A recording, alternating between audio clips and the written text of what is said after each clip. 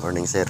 Ito yung request mo na 3-in-1 na board na may dalawang water, isang soap, may tatlong relay na 40 ampere SSR.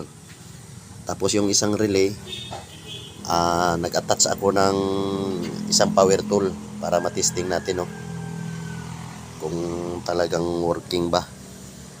Tapos ayan, queen slot naka-ready na, tatlong button. So ngayon i-try natin. Nakasit ito sa 30 seconds temporary, 20 seconds sa soap, 30 seconds ulit sa water para lang matry natin. So hulugan natin ng 5 pesos.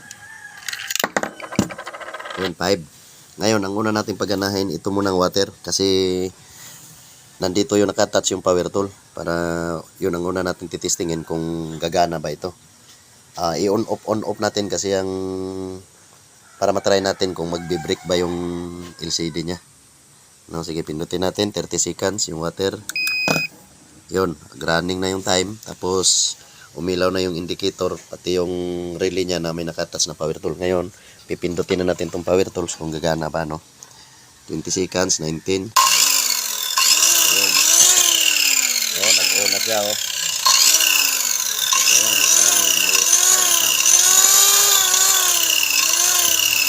So dapat mamamatayan pag wala ng time yung power tool. Ayan. Ayun. Nag-stop na siya, no. Ayun, nag-stop na kasi wala ng time. So gumana siya, boss, no. Ngayon ang gagawin natin, ititest natin lahat ng relay sabay-sabay. Logan natin ng 15 pesos para matry natin ng sabay-sabay. 10,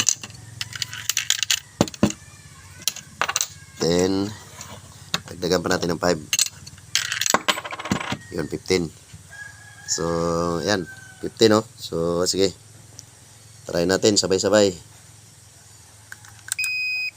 Yun, 30 seconds water, soap 20 seconds, water 30 seconds.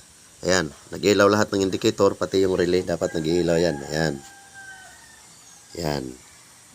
Yan. So, yan, sabay-sabay na yan, bossing. Ayan yung time niya, oh. O, yung soap dapat mamamatayan, o, wala na. Yung soap. Tapos, yung isang water, so wala na rin. Isa na lang. Yun.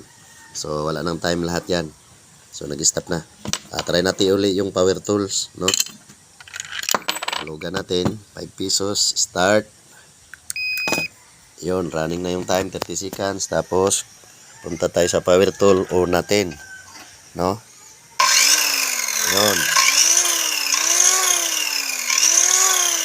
Ayan, no. Ginawa kong on off kasi may nag-request para sa blower kasi on off ba yun. Ayan. Sulitin lang natin. Pag wala ng time, dapat mamatay. Yun. Nag-stop na siya. So, goods, bossing. Goods tong board na to. Bago kong design kasi to, in-upgrade ko para iwas issue na. Ayan, thank you, boss.